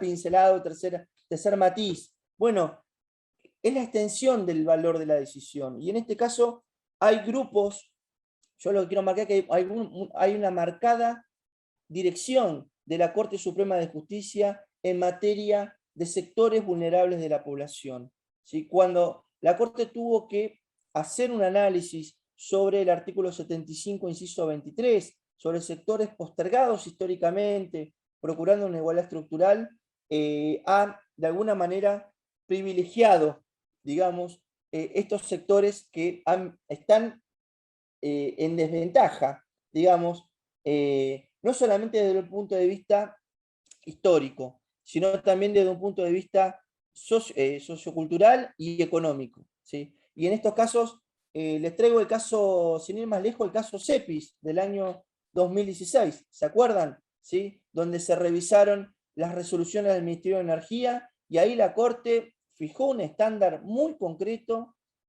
además de exigir la obligatoriedad de las audiencias públicas para aumentar las tarifas, además de exigir la cobertura del cargo de defensor del pueblo, ratificado luego en Abarca, también fijó un estándar de criterio de gradualidad para aumentar las tarifas de los servicios públicos, que pondere no solamente los costos de explotación, sino también al nivel de ingreso de los usuarios, ¿sí? Y ahí la Corte dejó sin efectos para los usuarios residenciales, no así para los no residenciales y no así tampoco para los clubes de barrio. Sí dejó vigente la tarifa social, que estaba integrada por sectores vulnerables de la población. Con esto lo que les quiero marcar, chicos, es que ese control de convencionalidad represivo, que es la misión primordial que puede desempeñar cualquier juez en el ejercicio de la función jurisdiccional, ha tenido muchos matices a lo largo de la jurisprudencia de la Corte Suprema de Justicia de la Nación, y este examen que hacemos a la luz de las decisiones recientes de la Corte Suprema de Justicia nos marca que tenemos que tener en cuenta que esto ha evolucionado y ha cambiado. Uno de los debates que me quedó pendiente, decirlo, una cuestión que también tuvo que resolver la Corte, era si se podía ejercer un control de constitucionalidad en sede administrativa. Dicho de otro modo, si la autoridad pública tiene la potestad de declarar la invalidez de un decreto o de una ley en sede administrativa por considerarla inconstitucional. Y en este sentido, esto quizás lo vieron ustedes en otras materias, ¿qué les parece? ¿Se puede o no se puede? Después de todo lo que hablamos. ¿Se podría? Yo les pongo un ejemplo. La Procuración del Tesoro de la Nación tiene en su doctrina de manera uniforme que el artículo 37, ¿sí?, de la Ley Marco de Empleo Público, que establece 37 o 38, que establece un plazo de prescripción un plazo de sustanciación del sumario de 6 meses, es inconstitucional porque reduce el ejercicio de la potestad disciplinaria de la administración pública. Y ahí consagró lo que se llama la doctrina de la inaplicabilidad de las normas, ¿sí? Ahora les pregunto, más allá de esto que ustedes seguramente ya conocen, ¿les parece que podría la administración pública declarar la inconstitucionalidad de una norma? Yo les adelanto la respuesta. La Corte Suprema ya desde el año 1967, en el caso Ingeniero de la provincia de Salta y luego en el caso de la provincia de Mendoza, dijo que la administración carece de la facultad de declarar la inconstitucionalidad de una norma, que esto es resorte exclusivo y privativo de los jueces, ¿sí? Y lo que hoy se está hablando a partir del presidente Rodrigo Pereira es cómo hacemos el control de convencionalidad en sede administrativa, teniendo en cuenta que la autoridad pública carece de la competencia para declarar la constitucionalidad de una norma a la luz de todo lo que venimos desarrollando sobre control de constitucionalidad. Y en este sentido, hablando un poquito del control de convencionalidad en sede administrativa, lo que nosotros tenemos que tener en cuenta es que acá el mecanismo o la herramienta no es ya la declaración de constitucionalidad, que esto es propio de los jueces. Ya lo sacamos, lo corremos. De lo que nosotros hablamos es de una interpretación conforme. ¿Qué es la interpretación conforme? ¿Sí? Es un proceso hermenéutico en virtud del cual tenemos en cuenta la validez de la norma, no vamos a cambiar absolutamente nada, vamos a recobrar el significado que le dio el legislador cuando la sancionó. Les pongo un ejemplo cercano en el tiempo. Hace poquito, creo que en el caso 2020, la Corte Suprema de Justicia de la Nación se pronunció sobre la Ley de Responsabilidad del Estado, sobre el famoso artículo 1, ¿se acuerdan?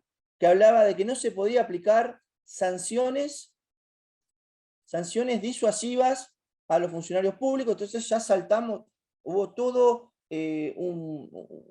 digamos, como una perplejidad, porque decían, bueno, pero ya los jueces no pueden aplicar astreintes en los procesos judiciales.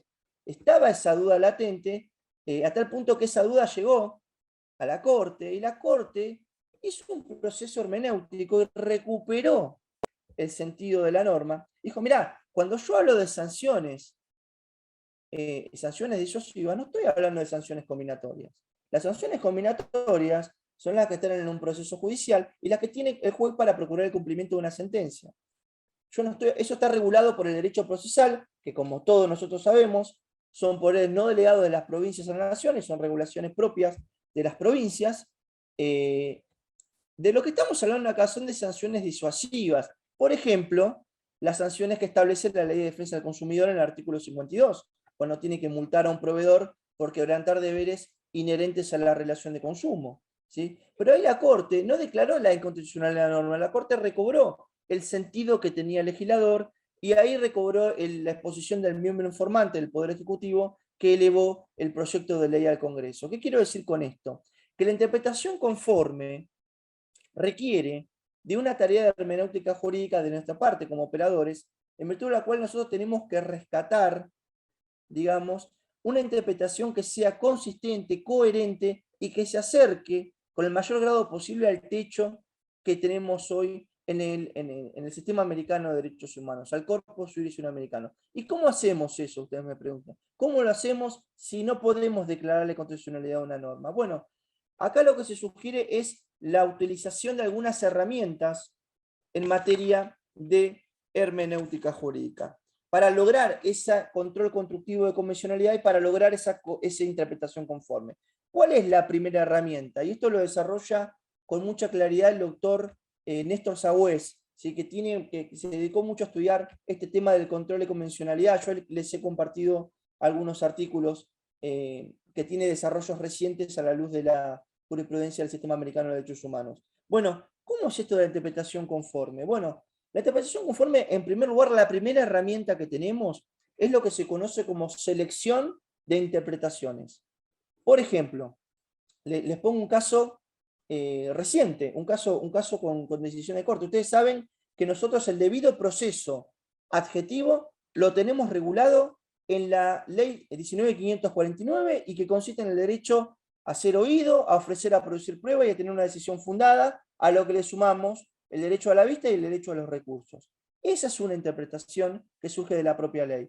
Ahora, bajo el artículo 8.1 de la Convención Americana de Derechos Humanos, yo le sumaría algunas cosas, ¿sí? Como lo hizo la Corte en el caso Los-Isser y en el caso Bonderaro, bueno, y en el caso Astorga Brach del año 2004. Bueno, yo decía, bueno, ese debido proceso hoy tiene que cumplir con el plazo razonable, tiene que cumplir con la tutela administrativa efectiva. No cambié la norma permanece igual. Lo único que hice fue seleccionar una interpretación de la norma que va acompañado de una evolución que está mucho más acorde al sistema americano de derechos humanos. Y les digo algo más. Las decisiones de la Corte Suprema de Justicia de la Nación, y hoy hablamos de muchas, por cierto, son vinculantes para los abogados del Estado. Es doctrina de la Procuración del Tesoro que tenemos que atendernos a los criterios de la Corte Suprema de Justicia de la Nación, porque son orientadoras para las decisiones de las autoridades públicas. También dijimos que las opiniones consultivas tienen el valor, ¿sí?, de ser una pauta de interpretación. Y yo les agrego algo más. Los dictámenes de la Procuración del Tesoro son vinculantes para el cuerpo de abogados del Estado. Es decir, que cuando yo adopto una interpretación que es consistente y que se nutre de las decisiones de la Procuración del Tesoro, de las decisiones de la Corte y de las decisiones de la Corte Interamericana de Derechos Humanos, ¿sí?, es una interpretación que es mucho más cercana, como hablaba con Mariana hoy, al artículo 1 y 2 del título preliminar del Código Civil y Comercial. Hago una pausa porque Gabriel me está pidiendo la palabra y de paso me da la posibilidad de tomar agua. Te escucho, Gabriel. Sí, profesor, ¿qué tal? Una consulta. ¿Ese método de interpretación fue receptado por la Procuración del Tesoro en algún dictamen o algo así? Porque, a ver, la solución podría llegar a ser clara cuando ya hay un pronunciamiento de inconstitucionalidad previo por parte de la Corte y supongamos que, bueno, que por alguna cuestión esa norma que fue declarada inconstitucional sigue vigente, o no fue derogada por el Poder Legislativo, o nos encontramos ante una norma similar al analizar algún otro marco jurídico eh, similar al que fue declarado inconstitucional. Pero cuando estamos frente a una norma que no cuenta con esa declaración por parte de la Corte, y nosotros como operadores jurídicos vemos que por ahí la aplicación puede llegar a resultar justamente en una aplicación disvaliosa o antijurídica que no se adecua a una situación particular. Ahí es donde yo me pregunto si, bueno, si podemos recurrir a esta pauta de interpretación y si fue justamente receptada por la Procuración en Sí, algún dictamen. te cuento rápido, Gabriel, que por Sí, ejemplo el plazo razonable fue admitido por la Procuración del Tesoro en el dictamen del Servicio Exterior de la Nación. Te comento rápidamente qué pasaba. El régimen jurídico no establecía plazo de prescripción. Y es más, sí, había una doctrina que fue revertida por el alto órgano asesor, que decía que la acción disciplinaria era imprescriptible, porque no había un plazo fijado por el legislador, y de eso se deducía que era voluntad del legislador que esas acciones disciplinarias no prescriban. Bueno, en un dictamen del año 2018, ¿sí?, la Procuración del Tesoro aplicó, a la luz del plazo razonable y a la luz de los precedentes de la Corte, esto es, aplicó el caso Losicer y el caso Bonderaron, que son casos de plazo razonable en el marco de sumarios externos del Banco Central de la República Argentina, aplicó el plazo razonable. ¿Cómo lo aplicó, Gabriel? Lo aplicó de la siguiente manera. Dice, bueno, no tengo un plazo, la solución la voy a buscar vía la técnica de la analogía y voy a traer el plazo general de prescripción del Código Civil y Comercial. Hoy el plazo de prescripción es de 5 años. Te cuento otro caso más cercano en el tiempo. El caso hubo dos casos, uno en el 2020 y otro en el 2021, donde, bueno, ustedes saben que se suspendieron los plazos administrativos, ¿sí? Y que sí, muchos expedientes fueron, digamos, se sustanciaron en la medida de que fue una actividad posible, pero en algunas jurisdicciones implicó un cese total de tareas porque, por ejemplo, en materia de sumarios administrativos, el instructor no se podía desplazar, ni las personas que tenían que declararse podían apersonarse a la jurisdicción. Es más, se aprobaron en algunas jurisdicciones migraciones, delegación del Ministerio de Trabajo, Secretaría del Ministerio de Producción, se aplicaron protocolos de declaraciones a distancia, ¿sí? A distancia.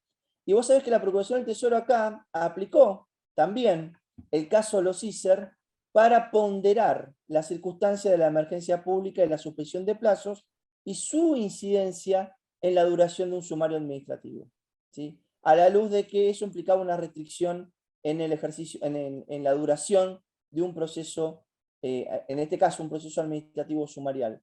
Te pongo otro caso de selección de interpretaciones, también reciente. Vos sabés que el procedimiento administrativo se digitalizó. Hoy utilizamos, sí, a partir de las tecnologías de información, la mayoría de nosotros utilizamos el GEDO, comunicaciones oficiales, expediente electrónico, y bueno, en plena pandemia, ¿sí?, se quiso utilizar la notificación por correo, la notificación por GEDO, por comunicaciones oficiales, ¿sí? sí, Una jurisdicción que fue el Ministerio del Interior planteó esto. ¿Y qué pasó? El decreto 894 del 2017 es un reglamento autónomo. El decreto 467 del 99 es un reglamento de ejecución. ¿Puede un reglamento autónomo derogar un reglamento de ejecución? no, Claramente no. Y esto fue lo que dijo la Procuración del Tesoro, y dijo, mira, únicamente vas a poder notificar por los medios establecidos en el decreto 467 del 99. De lo contrario, vulnerás la tutela administrativa efectiva y sometés a tu actividad y la de tu superior jerárquico a responsabilidad disciplinaria por apartamiento del reglamento que tiene jerarquía normativa y que vincula la obediencia de los instructores como operadores jurídicos. Con esto, ¿qué te quiero mostrar, Gabriel?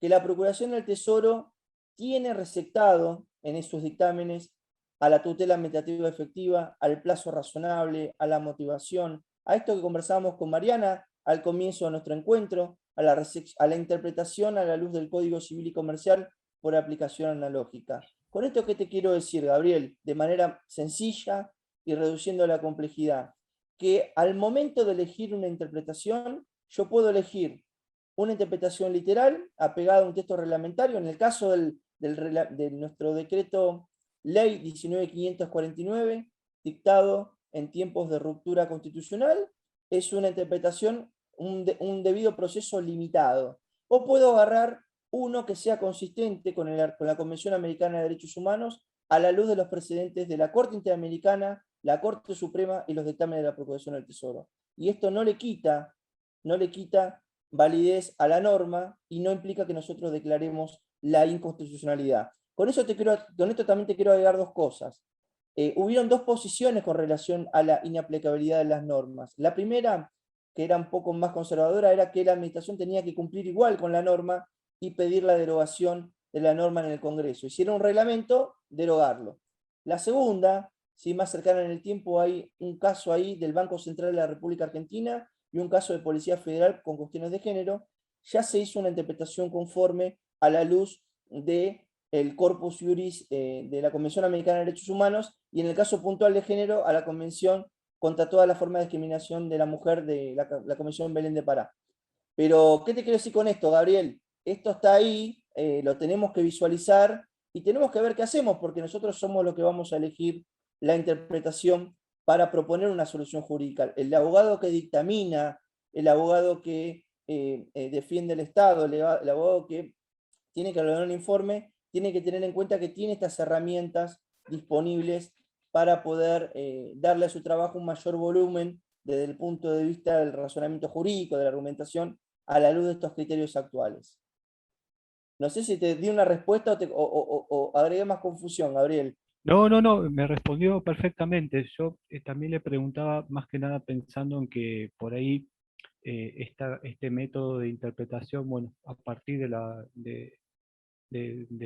enseñanza de su clase del día de hoy, puede llegar a ser familiar para nosotros, pero yo pensando más que nada en el trabajo que tengo que hacer el día a día, si por ahí yo le tengo que proponer a la autoridad a la que le respondo un método de interpretación o una solución, mejor dicho, basada en la aplicación de un método de interpretación jurídica que sugiere, por decirlo entre comillas, la no aplicación de una determinada norma basando en algunas otras interpretaciones aisladas o normas de rango constitucional o convencional superiores. Bueno, lo primero que me va a decir o me puede llegar a preguntar es, ¿y esto de dónde lo sacaste?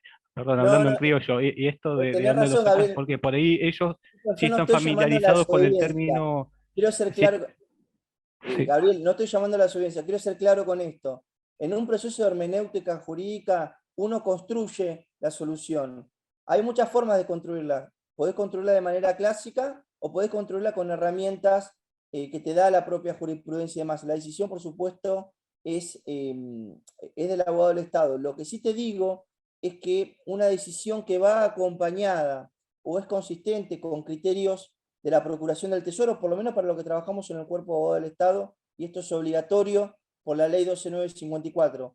Claro, Decisión de la Corte Suprema de Justicia de la Nación, ¿sí? O una decisión de la Corte Interamericana, es una solución que se acerca más a esto que veníamos comentando al principio de la clase, a los tratados internacionales de derechos humanos, a las decisiones del sistema americano, al control de convencionalidad en sede administrativa.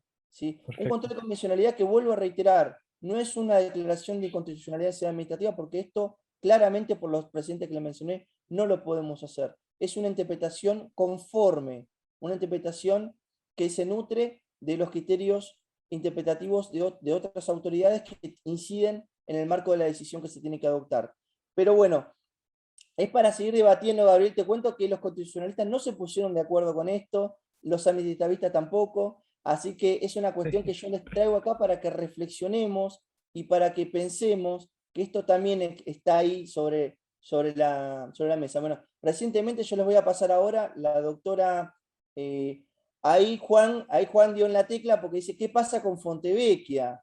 Bueno, Fontevecchia lo tenemos en el foro y lo pusimos deliberadamente con el profesor Guillermo Risi, porque es un tema que está todavía en debate, ¿sí? Recuerden que en Fontevecchia se invocó el margen de apreciación nacional, recuerden que en Fontevecchia se dio cumplimiento parcial a lo que pedía la Corte. Recuerden que la Corte pedía 3 cosas: publiquen la decisión en el boletín oficial, la reparación económica, y pedían también que, de alguna manera, no quiero decir revocar la decisión porque no dijo exactamente eso, sino que se deje sin efecto la decisión de la Corte, que era un caso de daños que había ganado el expresidente de la Nación por difusión de un hijo extramatrimonial que tenía, que se entendió que violaba la privacidad.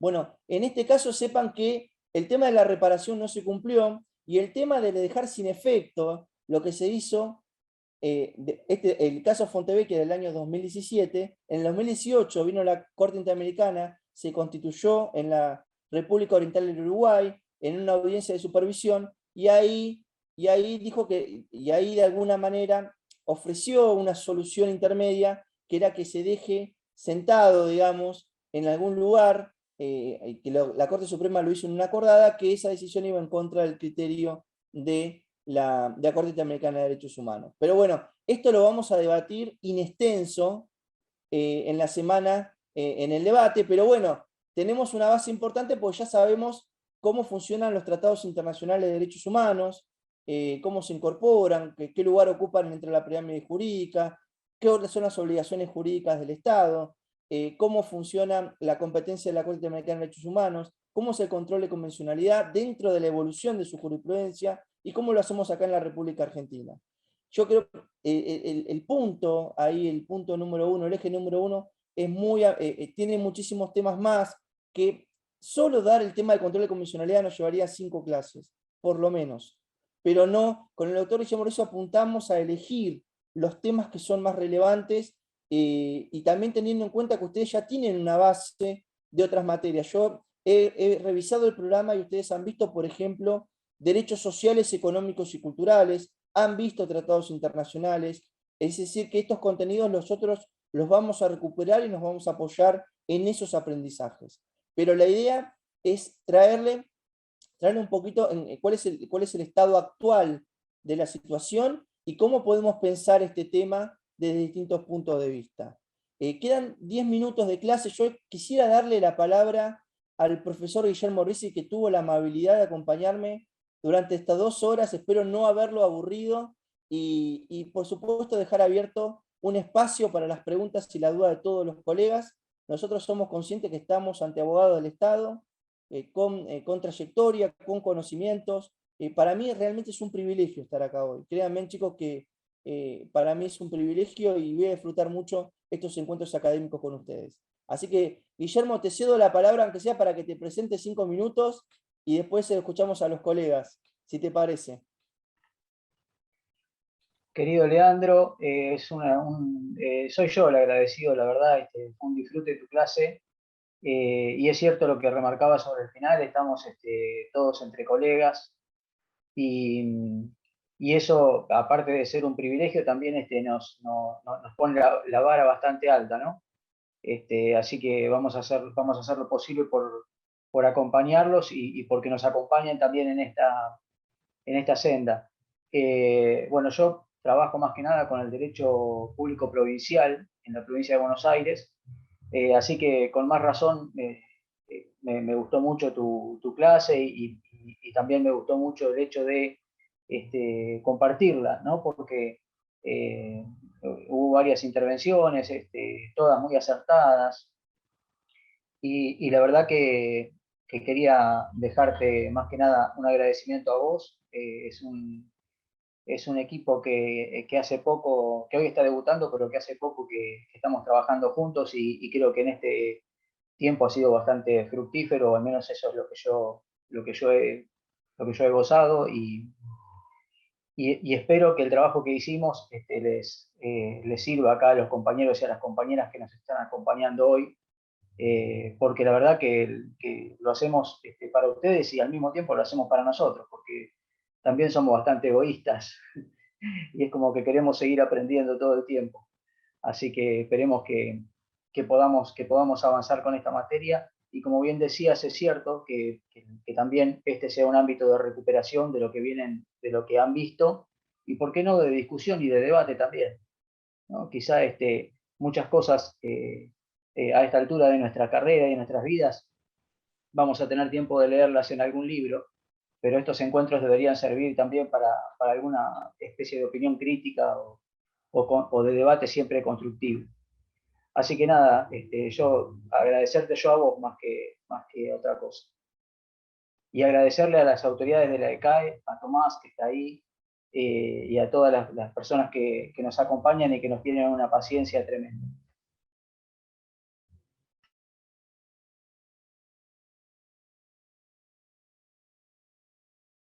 Bueno, muchas gracias, Guillermo, por tus palabras que siempre son reconfortantes y nos animan a seguir, digamos, a hacer nuestro granito de arena, a hacer nuestro aporte. No sé si los colegas tienen alguna pregunta, alguna duda, alguna inquietud. Yo les pido disculpas porque yo tengo la tendencia a hablar muy rápido y a veces en querer dar más contenido del que pedagógicamente tenemos temporalmente, por ahí algunas cosas no se entendió bien o hubo alguna confusión, pero bueno, yo también quiero agradecerles porque junto con Guillermo estamos inaugurando, digamos, esta materia de estado en juicio, y es todo un desafío desde el punto de vista docente para nosotros estar frente a colegas, estar frente a abogados que todos los días contribuyen al interés público y hacer un aporte o intentar hacer un aporte a su formación y a su capacitación. Así que por eso yo también desde ya estoy muy agradecido y bueno, los escucho, si tienen alguna pregunta, alguna duda, la verdad que estoy a disposición.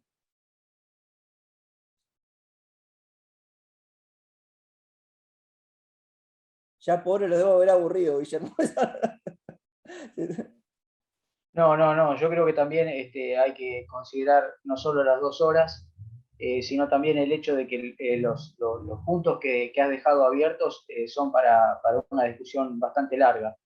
Y al menos en mi experiencia como alumno, ayer mismo estuvimos discutiendo en la Escuela Judicial de acá de la provincia de Buenos Aires la cuestión Fontevecchia y obviamente no la terminamos. Así que me parece que también la cuestión pasa por ahí.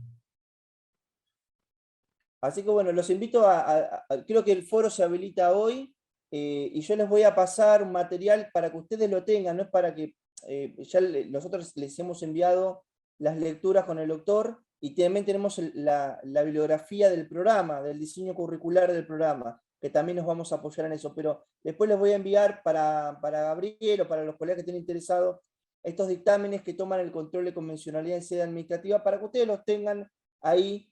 Y si de alguna vez consulta o le resulta de interés o de utilidad, tengan la posibilidad de tenerlos disponibles a mano. De mi parte, les agradezco muchísimo. Nos vemos el día jueves, ¿sí? Y vamos a seguir avanzando con el segundo eje temático. Así que nos seguimos viendo en la plataforma. Les agradezco muchísimo a todos ustedes por el respeto, por escucharme, por su tiempo. Y si Dios quiere nos volvemos a ver el jueves. Así que bueno, yo me voy despidiendo, Tomás. No sé si hay que hacer ¿Estamos bien, Tomás? Sí, Leandro, buenísimo. Nos vemos el jueves. Bárbaro, entonces. Muchas gracias Guillermo, a todos. muchas gracias por acompañarme hoy. Hasta luego.